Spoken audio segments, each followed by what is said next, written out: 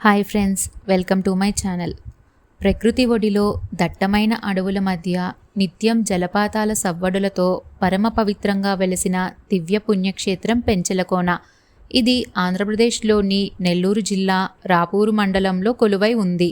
సముద్ర మట్టానికి సుమారు 3000 అడుగుల ఎత్తున నల్లమల అడవుల మరియు శేషాచలం అడవులు ఒకదానితో ఒకటి కలిసిపోయే ఒక అద్భుతమైన పర్వత ప్రాంతంలో ఈ ఆలయం ఉంది. ఇక్కడి చుట్టుప్రక్కల కొండలన్నీ సర్పాకృతిలో అంటే పాము ఆకారంలో సాగిపోతూ దట్టమైన చెట్లతో ఎంతో రమణీయంగా కనిపిస్తాయి. ఇక్కడ స్వామివారిని భక్తులు ఎంతో ప్రేమతో కొండీకాసులవాడు అని కూడా పిలుచుకుంటారు. పెంచలకోన అడవుల ప్రత్యేకత ఏమిటంటే ఇక్కడ వేసవి కాలంలో కూడా వాతావరణం ఎంతో ఆహ్లాదకరంగా ఉంటుంది.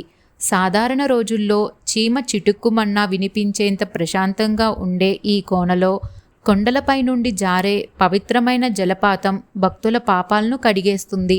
ఈ అడవుల్లో ప్రవహించే ప్రసిద్ధ కండలేరు నది ఇక్కడి జలపాతం నుండే పుడుతుందని ఇక్కడి ప్రజల నమ్మకం.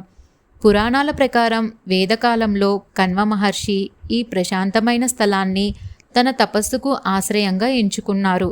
ఆయన చేసిన ఘోర తపస్సు ప్రభావం వల్లే ఇక్కడి నదికి కణ్వ నది లేదా కవరేవు అని పేరు వచ్చింది. ఈ ఆశ్రమ పరిసరాల్లోనే దుష్యంత మహారాజు శకుంతల కుమారుడైన భరతుడు సింహం పిల్లలతో ఆడుకుంటూ పెరిగాడని, ఈ పుణ్యభూమి నుంచే మన దేశానికి భారతదేశం అనే పేరు వచ్చిందని చెప్తారు. కలియుగానికి పూర్వం సత్యయుగంలో రాక్షసరాజైన హిరణ్యకశిపుడు దైవనిందన చేస్తూ తానే దేవుడినని ప్రకటించుకున్నాడు. కానీ అతని కుమారుడైన ప్రహ్లాదుడు హరినామ స్మరణ మానలేదు. నీ విష్ణువు ఎక్కడున్నాడు, ఈ స్తంభంలో ఉన్నాడా అని హిరణ్యకశిపుడు గర్జించగా ఆ రాతి స్తంభాన్ని చీల్చుకుంటూ భయంకరమైన రూపంతో సింహపు ముఖంతో ఉగ్ర నరసింహస్వామి అవతరించారు. హిరణ్యకశిపుడిని తన వజ్రాల వంటి గోళ్లతో సంహరించిన తర్వాత కూడా స్వామివారి ఆగ్రహం చల్లారలేదు. ఆ మహా ఉగ్ర రూపంతో సృష్టిని దహించి వేసే క్రోధంతో ఆయన అడవులు కొండల వెంట సంచరిస్తూ చివరకు శేషాచలం అడవులు కలిసిపోయే ఈ పెంచలకోన అడవుల్లోకి ప్రవేశించారు. ఆయన భీకర గర్జనలకు అడవిలోని సమస్త జీవులు, పక్షులు, మృగాలు, చివరకు దేవతలు సైతం భయపడి పారిపోయారు. సరిగ్గా అదే సమయంలో ఆ అడవిలో నివసించే చెంచురాజు కుమార్తె అయిన సాక్షాత్తు లక్ష్మీదేవి అవతారమైన చెంచులక్ష్మి అమ్మవారు ఆ అడవిలో సంచరిస్తున్నారు. అపారమైన ధైర్యస్వరూపిణి అయిన అమ్మవారు ఆ భయంకరమైన శబ్దాలకు భయపడకుండా ఆ గర్జనలు ఎక్కడి నుండి వస్తున్నాయో తెలుసుకోవడానికి ముందుకు సాగింది. ఉగ్రరూపంలో ఉన్న నరసింహస్వామిని చూడగానే అమ్మవారి హృదయం ఆయనలోని ధర్మత్వాన్ని, దైవత్వాన్ని గుర్తించింది. తన నిక్కాసైన ముగ్ధ మనోహర సౌందర్యంతో, ప్రేమతో మాత్రమే ఆయన కోపాన్ని శాంతింపచేయగలనని నమ్మి అమ్మవారు స్వామివారి దగ్గరకు వెళ్ళి ఆయనను గట్టిగా ఆలింగనం చేసుకున్నారు. అమ్మవారి ప్రేమ స్పర్శ తగలగానే ఉగ్ర నరసింహుడు ఒక్కసారిగా శాంతమూర్తిగా మారారు. తెలుగులో పెనవేసుకోవడం అంటే అల్లుకుపోవడం, శిల అంటే రాయి. అమ్మవారు స్వామివారిని పెనవేసుకున్న రాయి ఉన్న కోన కాబట్టే దీనికి పెనుశిల కోన అనే పేరు వచ్చింది. కాలక్రమేణా ఆ పేరు పెంచలకోనగా రూపాంతరం చెందింది. నరసింహస్వామి చెంచులక్ష్మిని పెళ్లి చేసుకోవటానికి చెంచురాజుకు కప్పం చెల్లించి గిరిజన పెద్దల సమక్షంలో పచ్చని అడవి సాక్షిగా అమ్మవారిని పరిణయమాడారు. కొండమల్లె పూలదండలతో వనదేవతలు వచ్చి వీరికి హారతులు ఇచ్చారు. ఆ తర్వాత సమీపంలోని భైరవకోనలో తపస్సు చేసుకుంటున్న ఋషులను రాక్షసులు వేధించసాగారు. మునుల ప్రార్థనలు విన్న నరసింహస్వామి తన వజ్రపు గోళ్లతో ఆ రాక్షసులందరినీ అంతం చేసి భైరవకోనలో శాంతిని నెలకొల్పారు.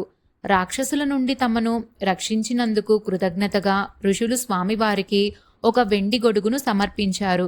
అందుకే స్వామివారికి ఛత్రావత నరసింహస్వామి అని మరొక పేరు కూడా వచ్చింది. పురాణాల ప్రకారం కలియుగం ప్రారంభమయ్యే సమయంలో వెంకటేశ్వర స్వామి నరసింహస్వామితో మాట్లాడి కలియుగంలో భక్తులు తమ కర్మల ద్వారా నేర్చుకోవాలని, దైవం నేరుగా ఉగ్రరూపంతో జోక్యం చేసుకోకూడదని కోరారు. ఆ క్రమంలో స్వామి వెనుతిరిగి కొండపై నుండి క్రిందకు జారుతుండగా ఆయన నడుమున ఉన్న కత్తి ఆయన కడుపు ప్రక్క భాగంలో దిగింది.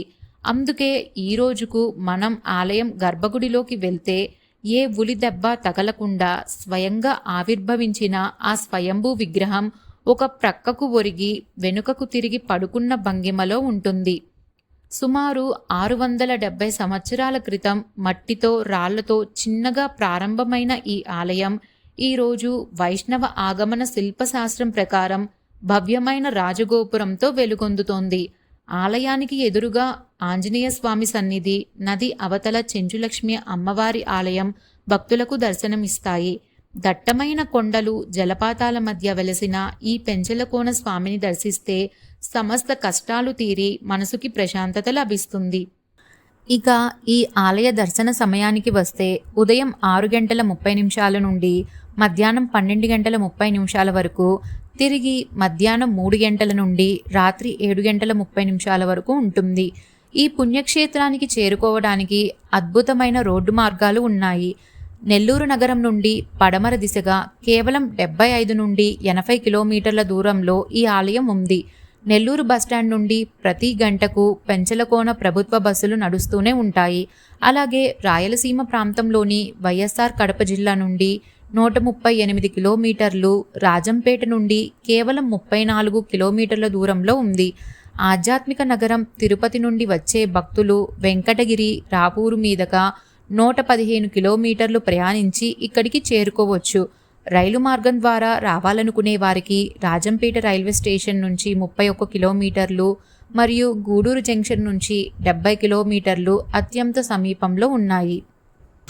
అడవుల మధ్య వెలసిన ఈ క్షేత్రం భక్తుల విశ్వాసానికి నిలువెత్తు సాక్ష్యం. పెంచలకోన శ్రీ లక్ష్మీ నరసింహ స్వామివారి మహిమలు ఎన్నో. మనస్ఫూర్తిగా ప్రార్థిస్తే స్వామివారి కటాక్షం తప్పకుండా లభిస్తుంది.